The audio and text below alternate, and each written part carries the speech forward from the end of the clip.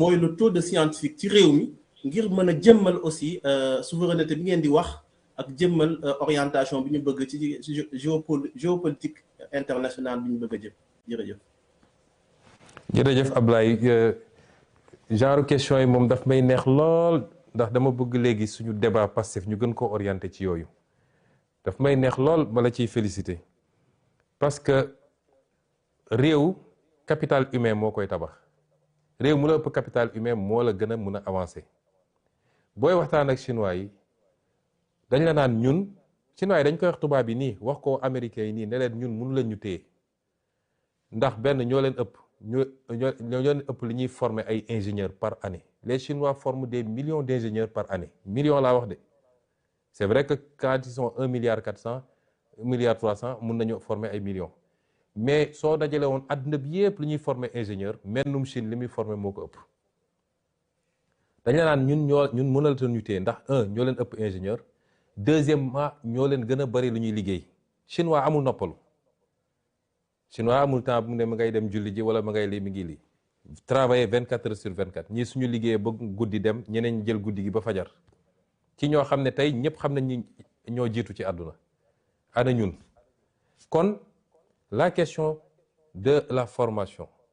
lay xew suñu université yi lu koy andi tey université Dakar lan moo ci gën a poser problème mooy tu as 30 000 étudiants ou 25 000 étudiants 25 000 étudiants yi boo ko jëlee yan fac ñoo constitué 80% yi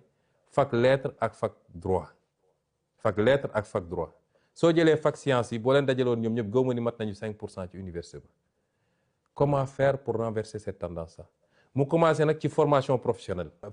enseignement scientifique formation professionnelle soo demee ay Japon ay Suisse ak yooyu xale yi dañ leen di teel a orienté li ëpp ci xale yi dañuy dem formation professionnelle teel a am métier mun a jublu ci liggéey fii ñëpp dañuy dem université moo tax nga gis ku mu def 10 ans université te bu paree 10 ans yooyu boo ko tegee ne ko ban poste de travail laa xam ne su ma la tegoon tey fii nga liggéey mun naa liggéey il faut mu dem defaat beneen recyclage pour mun a liggéey wala mu def concours ñu formé waat ko 1 an ou 2 ans pour mun a dem liggéey moo xam day enseigner wala ENAM wala leneen ça pose problème et c'est ça qu'on est en train de faire le ministère de la formation professionnelle ñu ngi koy renforcer mooy li ma annoncé woon keroog Mbour avec la construction des nouveaux centres dans tous les départements l'enseignement scientifique c'est tout un programme bu ñuy teel a identifier les jeunes ak leur potentiel dès l'école élémentaire dès l'école primaire l'école élémentaire et cetera ñi nga xam ne ci mathématiques am nañ ci ay aptitudes ak wala les matières scientifiques ñu gën a soññ nit ñi ñu orienté vers ça ñaar yooyu boo ko cumuler entre la formation professionnelle nga xam ne tey nit mun na jàng métier mbay léegi dem nekk ci mbay mi kii mun na jàng métier wu élevage wala leneen ak leneen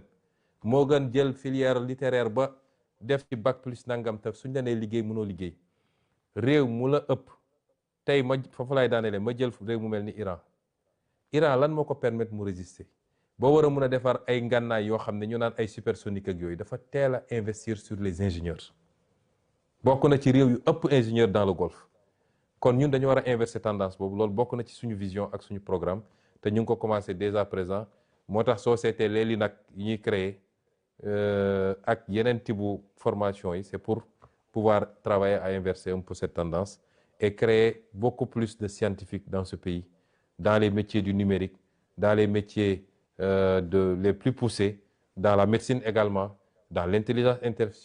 artificielle les nouveaux métiers mais également dans les domaines classiques merci ci question boobu ñu jël ki ci tegu pare day jël texte yooyu yóbbu ko assemblée nationale nag am sañ-sañu càmbar texte yi virgule par virgule c'est pas parce que président moo ko andi rek dañuy voter les yeux fermés ñu xam ni c'est comme ça que ça doit se passer bu demeewul noonu situation bi ni mu posé wu nii si le président est aligné à son parti le débat ne se pose pas si le président n'est pas aligné à son parti te ñu bokk di gouverner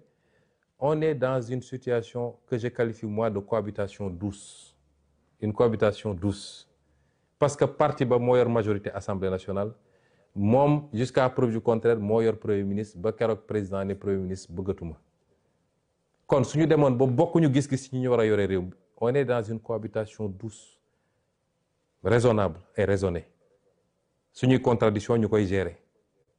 di essayer seet li nga xam ne mooy les convergences ñu dem bu rupture amee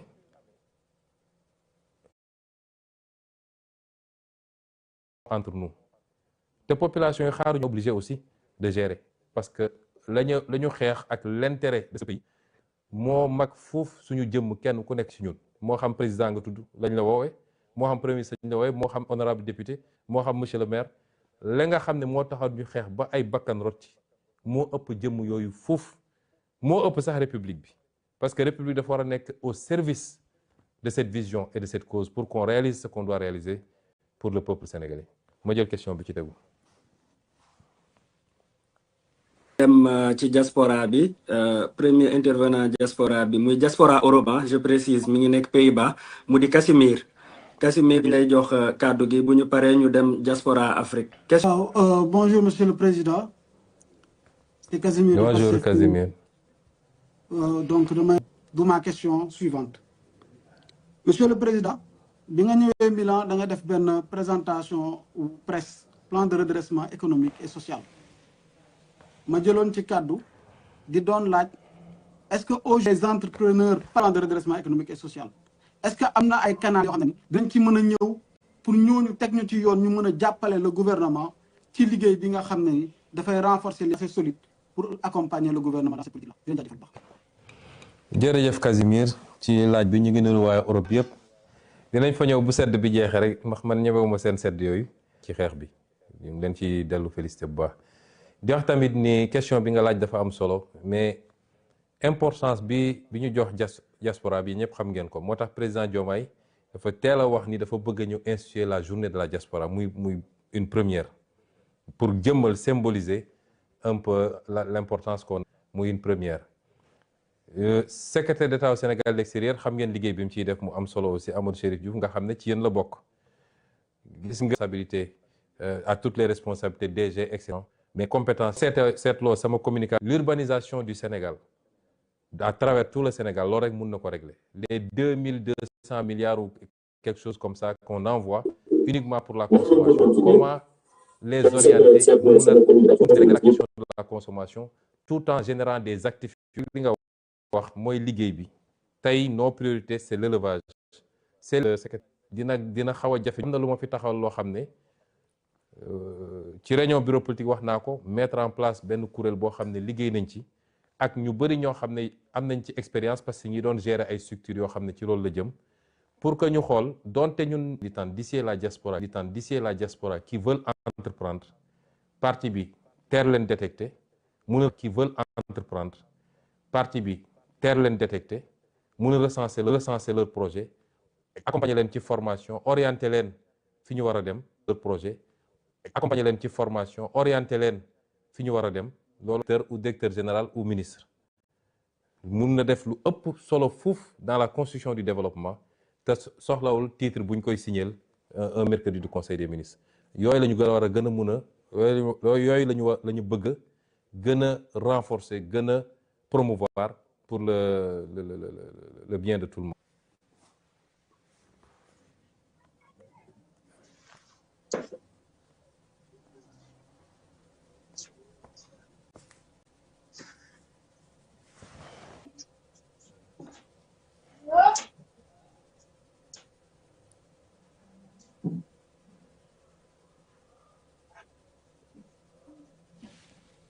Diallo.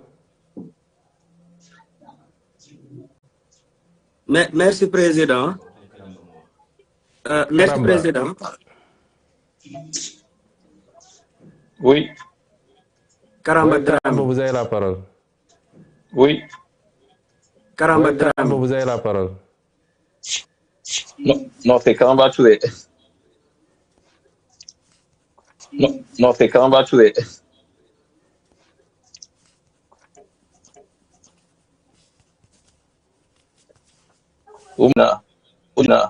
Aujourd'hui, le PASTEF en tant que la première force politique au niveau. tas parti bi wala xëcc ay nit presque personne n'est parti ça dañ koy sant yàlla. L'élection là n'est pas en compétition avec PASTEF. Elle est en compétition avec l'élection là n'est pas en compétition avec PASTEF. Elle est en compétition avec les autres partis parce que su dee la démarche c'est d'aller recruter des maires de l'APR. Kon loolu, c'est une bataille entre cette coalition-là et l'APR. C'est pas avec nous. C'est pas avec nous. Donc, arrêtons de dire la compétition avec cette... Il n'y a pas de compétition. Pastef est Pastef. Il est resté intact. Et mieux encore, li ma gëm mooy cette affaire-là dafa yokkaat sax Pastef. Parce que Pastef commencé woon nañu di débat bi yëpp c'était ay nomination yi poste defaluñ ma lii nangam. Le problème de Pastef c'est que c'est un parti de défi. Pastef balaa muy yëngu de défi, il crée des défis à son sein. Ñu commencé di andi histoire entre ñoom. Il faut toujours qu'il y ait un défi externe grec. Mais am na parti yu fi nekk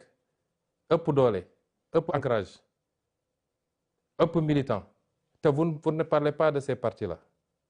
Et on continue à dire la coalition XY. Je veux plus que les militants de Pastef parlent de cette coalition. Les militants de Pastef n'ont qu'à se concentrer sur Pastef, si li ñuy liggéey ak li nga xam ne opposition la. Parce que cette coalition, ba léegi woowul boppam opposition. C'est une coalition qui dit être de la mouvance. Où est le problème? Donc, si cette coalition doit aller chercher dans les prairies des autres, peut-être même que c'est bien, parce qu'ils vont se neutraliser entre eux, et ça nous